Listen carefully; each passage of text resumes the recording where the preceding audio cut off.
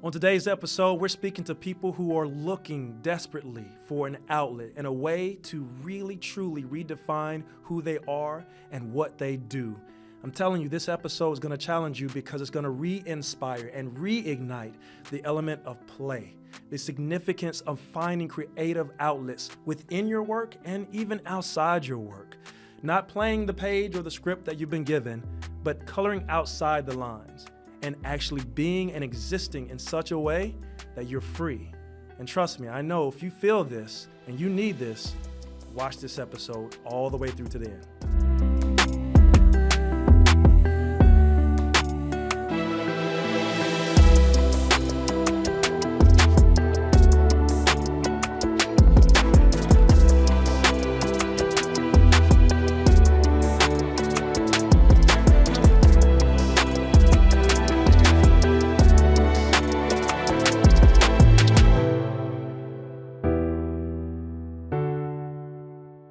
Welcome back to Aspire Higher with Charles and Yvana Bailey. We're going to be talking about play, the importance of play in your life, because a lot of us, we get so caught up in adulting that we've lost sight that we're just adult children. And that's not necessarily an insult, but that could be an inspiration. Yvana, what's going on today? How are you feeling? What's going on? I'm good. You look feeling? bright. I'm feeling Thanks. great. Anytime I sit next to you. Oh, boy. But jumping right into our topic, Yeah. you know, the reality of it is a lot of our viewers and listeners are leaders in sport. They're business owners. They're people who are aspiring to be and do more in their life and their career.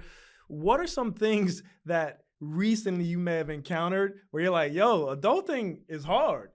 Bills. Yeah, Bills. bills. Bills, pressure. Yeah. The moment you think you should be living outside of the steps that God has already paid for you. The minute you start scrolling and you're like, I can have that too. I can have it that fast. And that is probably very difficult because as a child, you just had your environment and your surroundings to thrive in. But having social media and different mediums that teach you other people's visions, it makes things complicated. And I think that's incredible because one of the things that I can say as an adult as well is I struggle with that often, but it's not a struggle in the sense that I'm struggling with it. I'm challenged by it, which means that I'm constructively and intentionally fighting against that. Right? Does that make sense? Of course. I think that's what I'm trying to say. And maybe you feel the same way. I mean, when are some times in your life that you felt that adulting was hard? Right? Think about what you do for a living. Think about the things like Yvana just said that you've been seeing on social media that makes you think that you can be doing more and should be doing more. And for instance, we're talking about that. Yeah. That's in essence what we talk about. That's right. You can actually do more, but sometimes the vision though is one that's influenced by someone else's vision. Of course. And I think that's when you get in trouble because you're striving to kind of place your feet in the same steps someone already stepped in. That's right. And you're like, I can do it just as fast, I can do it just as good, and I can be either rich doing it, wealthy, whatever your goal is. And the problem with it is that you can lead yourself to burnout. Sure, we talk about that, that's right. Your stamina can decrease because you weren't meant to actually go into their shoes, into their lane. Yeah. So staying in your lane is harder than it sounds, to be honest. But I think the essence of what you said too, going back to your original point with kids, being children and playing, right? Yes. I think that's what we want to stress to you at the very front of this show. And hopefully by the time that we get through the end of it, they're going to be inspired to think maybe you've lost sight of your own vision because you're living in the expectations that others have set for you. I think about when I was a kid, and I know sometimes you probably still think I act like a kid, but no, seriously, I remember getting a coloring book or a page to color, right? And I always tell people this, even when I'm on the stage, I remind them of the importance of play because when you got these lines, they gave you a box of crayons, right? You have, I remember those big boxes of Crayola, like 500 crayons, but you know what color certain things are supposed to be. Okay.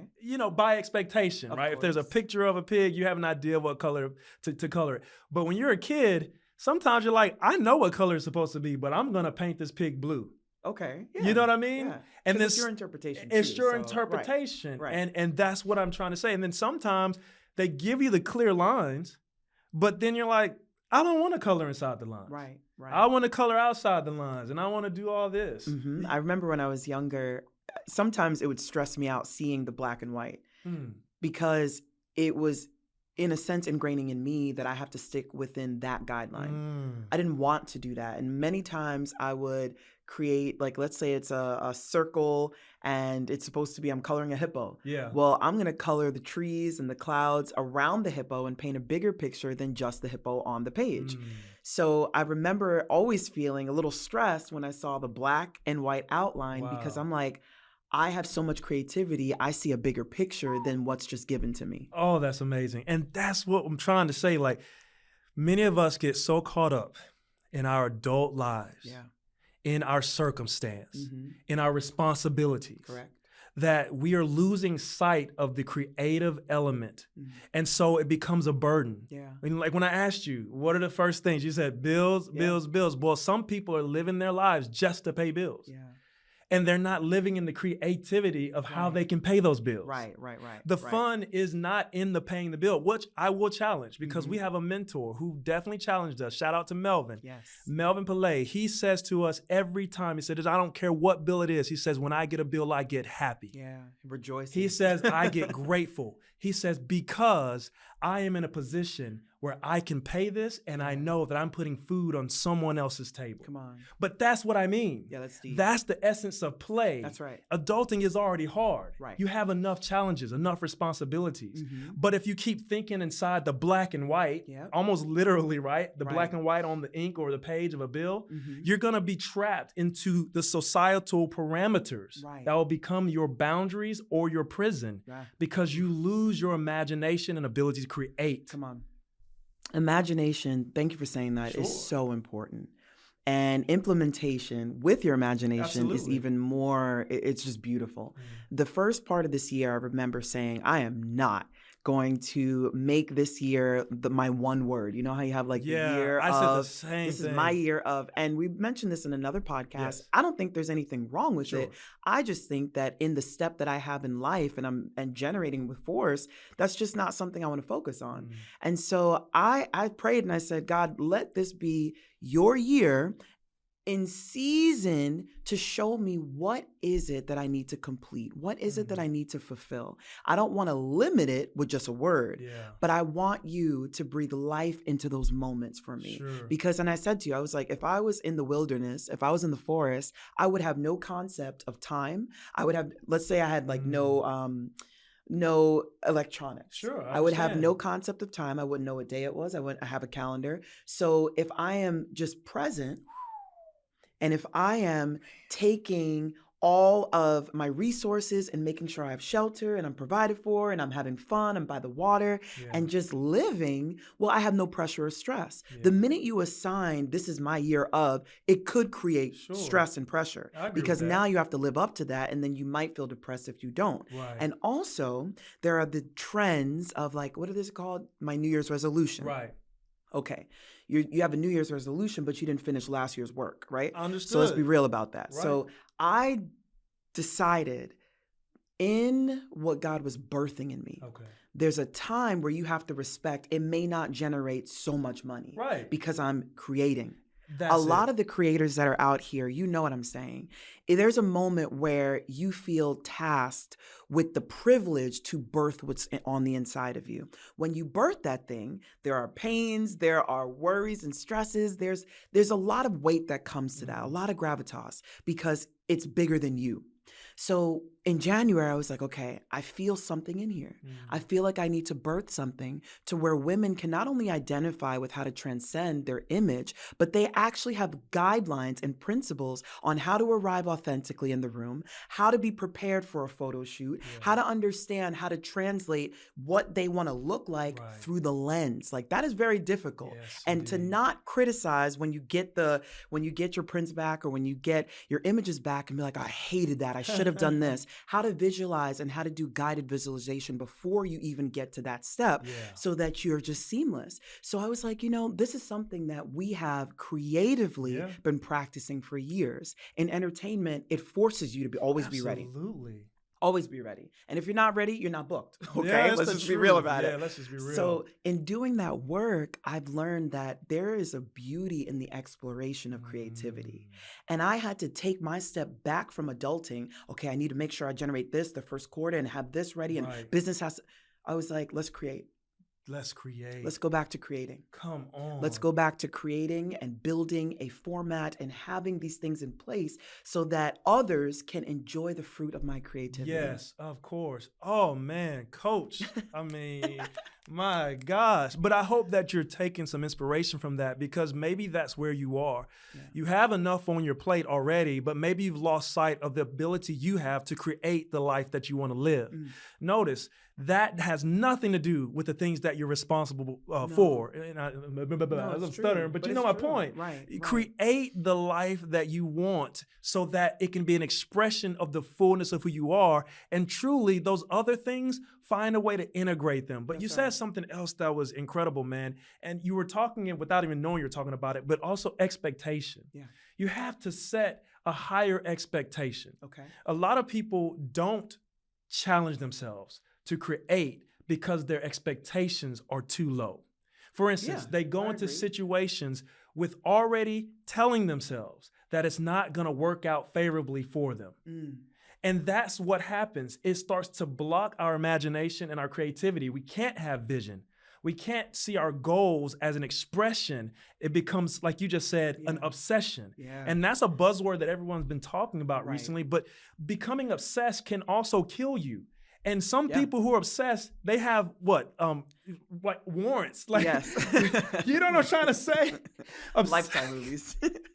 And I get it. I understand what they're saying. You Yeah. want to become so enthralled that Of that's the course. only thing. But that's also the problem. There's a difference between commitment and obsession. Yeah. I can be committed to my goals, but if I'm obsessed to the point where I can't touch or feel or be connected to or experienced, I'm missing out on the essence of what I was meant to give and bring to other people, places, and things. 100% correct. Yeah. And there's a balance in commitment. Yeah. Because you can start to lose yourself Sure. and it develop into obsession.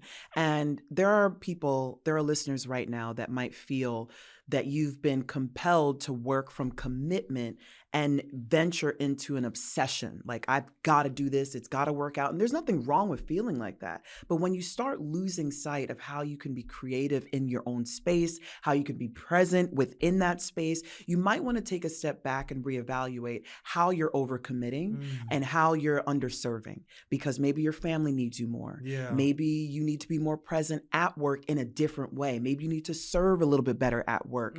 Maybe you need to pay more compliments. Maybe you just look outside of yourself. And I know, and I'm speaking from experience, when I was creating and the beauty of what I was creating was so heavy and an intensive, because I take women through experiences. It's not just a course. That's right. You are going to experience a Yeah, it's a transformative real experience. journey, and it's going to challenge you. It's going to encourage and uplift you. So the weight of all of that is within me, and it reaches internationally, nationally. But That's I right. said, I can be very critical with art.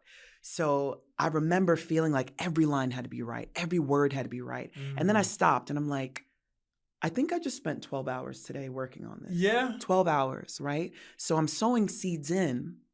But the problem is there's a beautiful garden around me to where I have a healthy outlet. Yeah. I can go outside for a walk and embrace just nature. I can go and window shop or shop. I can cook. I can do so many different things that might seem like they're just activities, but it's also a good way to say I have my commitment, Yeah. but I also have balance. Your I'm also creative present. outlet. My creative outlet. Woo. That's it. That's My right. creative outlet. So you Yeah. have the gift of creativity. You have the steps of how to lead your creativity into product form.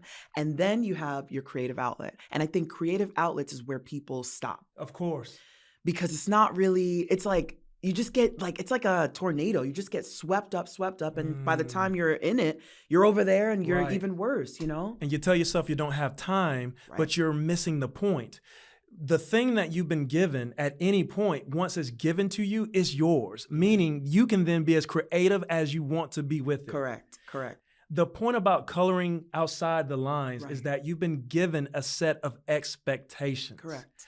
But you are the one in the creative seat. Yeah.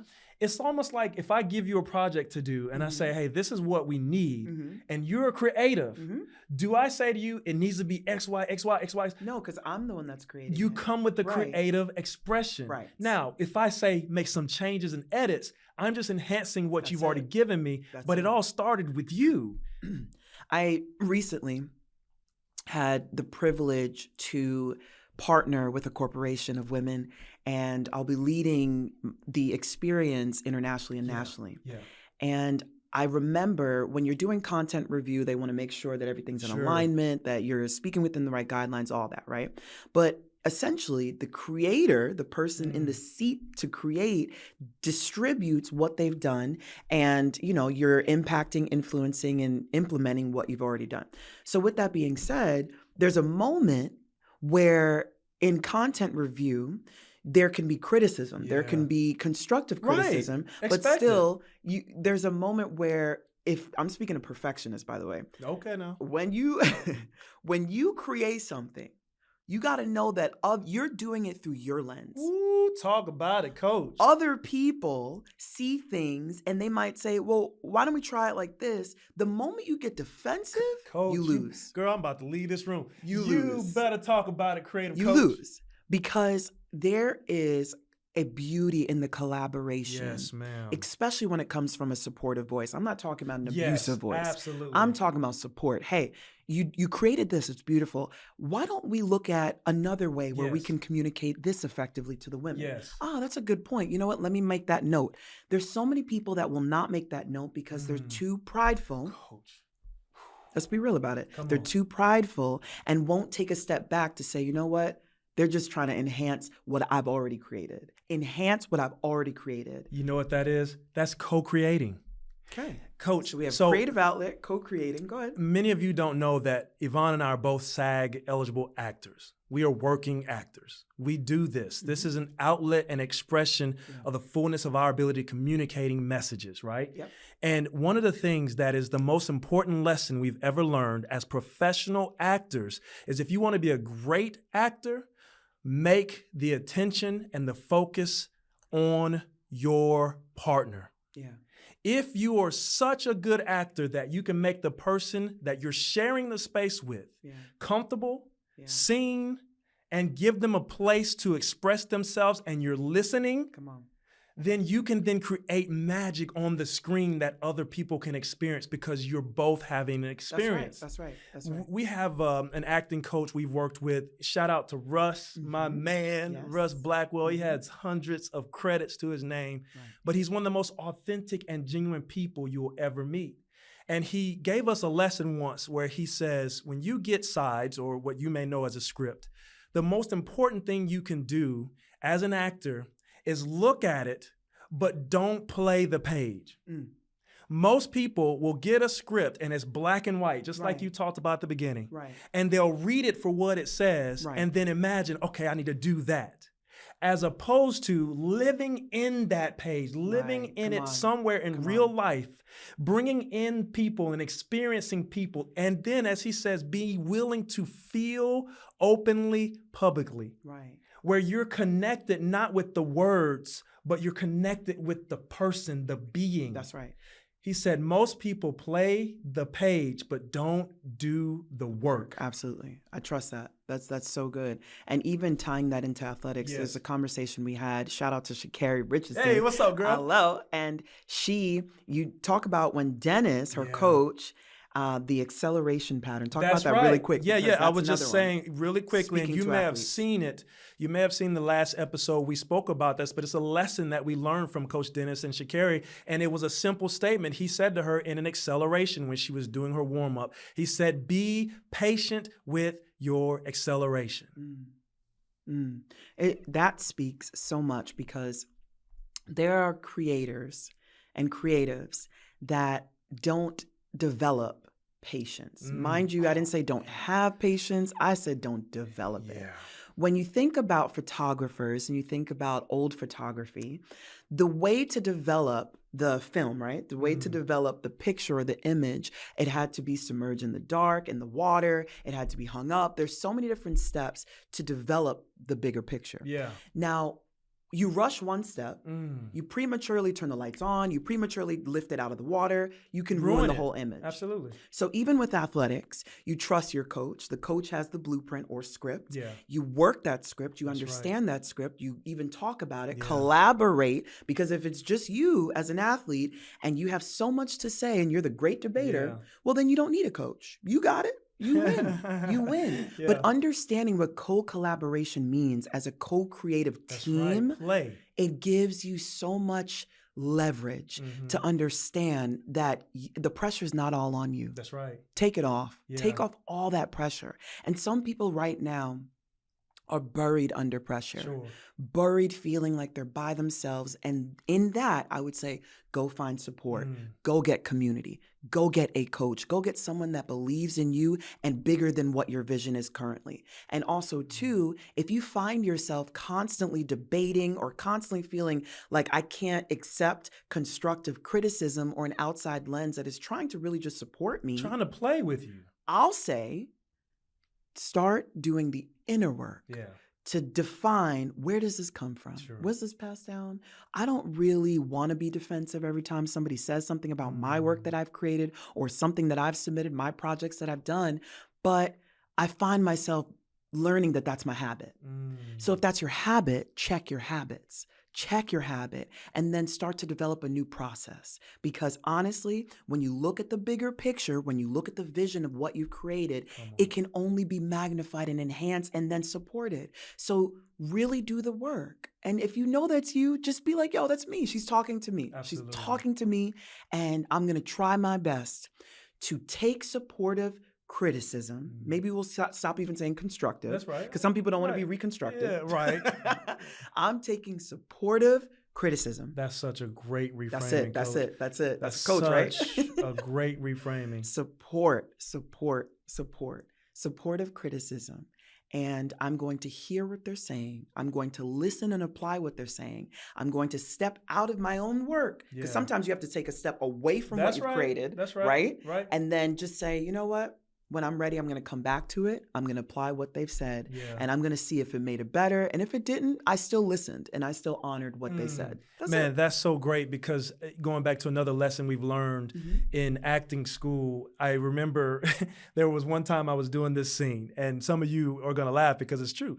I was doing a scene with a partner and I was rehearsing, and again, a lot of times when you're getting sides or a script, you have time with the script on your own. Right. You've done this work, you've kind of created this character, we call them choices. Right. I made these choices. But then when you bring somebody else in, it is not going to work. No, not the way you thought. Because you can't at all prepare for how they've made their decisions and choices, which is why it's important to play, right? And it's important to let go. Right. I think that's what most people forget. The work that he is showing us is most important is do the work for yourself. Yes. But then let it all go. Yeah, that's hard. And that's what is hard, because he said to me one time, I was in the scene and I was giving, and I mean, I was killing it. I'm to my own horn. I was laying this script down. Right. And he said, look at what she's doing. And I'm looking at her and I'm giving her something. He's like, listen to her. And I'm like, I'm listening. And I'm like, I'm killing it. He goes, no, you're not responding to what she's giving you. To play on that moment. I was responding to what she was saying, but I wasn't right. responding to what she was feeling and being. There was a point where I said something in the script and her emotions shifted because of how I communicated it. Right. And it was my job as an actor to feel that, Correct. because it shifts the conversation. Correct. Even though I was delivering the lines, I wasn't playing alongside her. missed the moment. And he said, you've got to get to a point where you're not married to the way you want to do it or the way you want to say it. It's hard. But that's where many of us are. Yeah. That's where many of you are as leaders. That's where many of you are as athletes. Yeah. That's where many of you are as parents. That's where many of you are in your existence. you're so married to the way you want it to be and the expectations you set that you can't let go when someone else comes into your world or your circle and is meant to enhance and engage you in a way that helps you grow. Come on. So you feel offended and attacked, and now you miss the thing that you were hoping and praying would come into your life in the first place. A seen partner, someone who cares enough and loves you enough and wants to be with you enough to play. Yeah. That's real. That's real. That's so real and so good. And I thought immediately about one of my dear friends, Carolina, and I thought about when you're running a business, right? So we talked the athletic, we talked about the people in the arts, the creators, right? And then now talking about business. Yeah. When you're running a business like she is, like this. Yeah, no doubt. There is a co-creator. We have Carlos. Yes. There is a scene partner. So they have built really from scratch everything that you're seeing, right? Sure.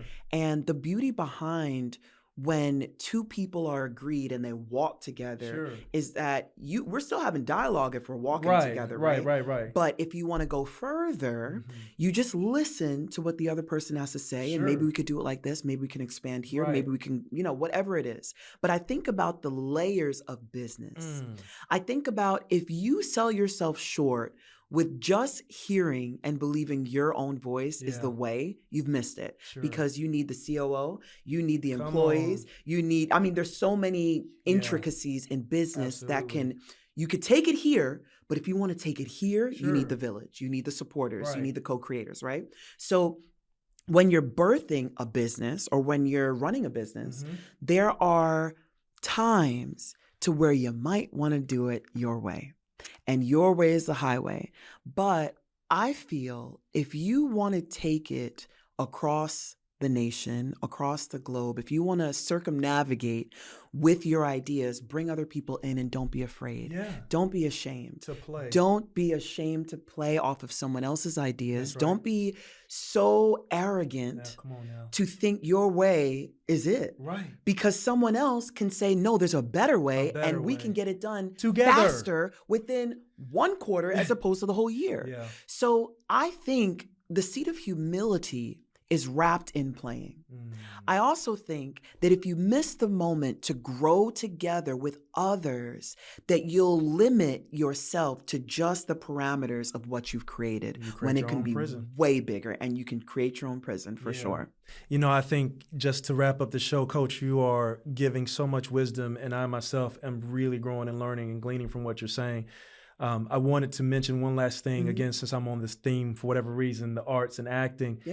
I think for you listening or watching, it may come down to also, what do you want? What do you really want? Because it will dictate whether you're willing to explore, play, be open, receptive to other people's thoughts, perspectives, and opinions. I'm not talking about people who are dissuading you or taking you from what God has purposed in your heart, or things you're meant to do, or you have a mission and you're locked in on it, and they can either join or not join. But if they want to join, are you allowing them to, right? Deciding what you want. Don Cheadle, one of the best actors, hands down, in my opinion, of course, in the history of acting, because of how he plays his roles. He's a support actor. He really, now he does lead, but he's great supporting cast. But he said, people come up to me often and they say, I'm gonna be like you, I want to be a professional actor and I want to be famous. He says, well, okay, well, you want to be famous or you want to be an actor? Correct. Two totally different because things. They're two different things. You have to decide what you want.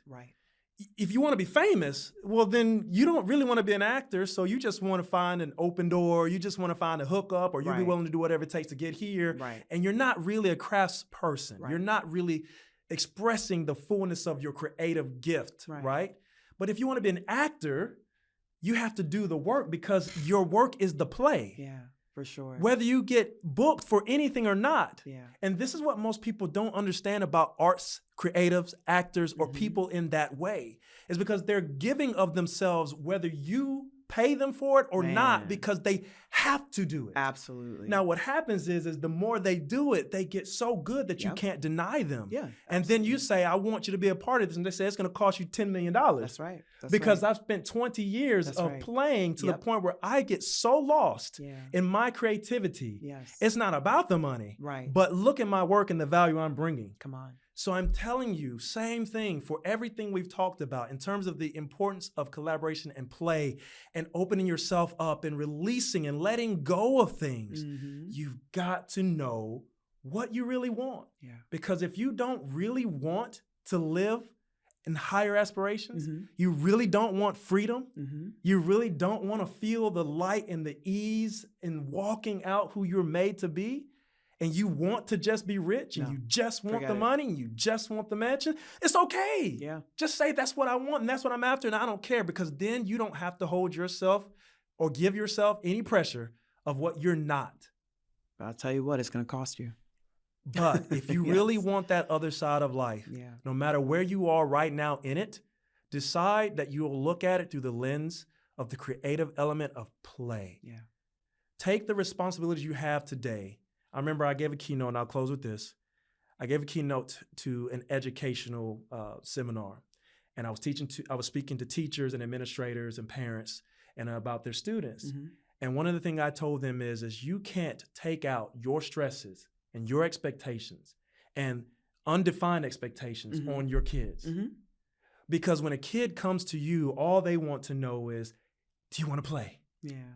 Even if you're going to educate them, Yeah. you can educate someone very well through how Right. well you play with them. Right. And many times I learn more from a person and how they play Yeah.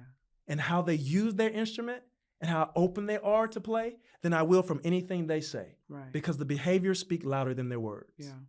So I'm saying that to say, decide what you want. Right. And once you decide it, if you want the life that's set on higher aspirations, raise your level of play and your awareness to play. And I guarantee you, the sounds and the music you make will be pleasing, Yeah. not just to your ears, those around you, and those you serve. Indeed. And don't forget to share, like, comment, be our support system. How about that? Help us co-create a bigger vision for this podcast. We thank you already for your subscriptions. We thank you because that means you're watching, you're listening, you're engaging. But don't forget to share it. Let people hear this. Yeah. Let people in on what you have received. And we'll see you next time.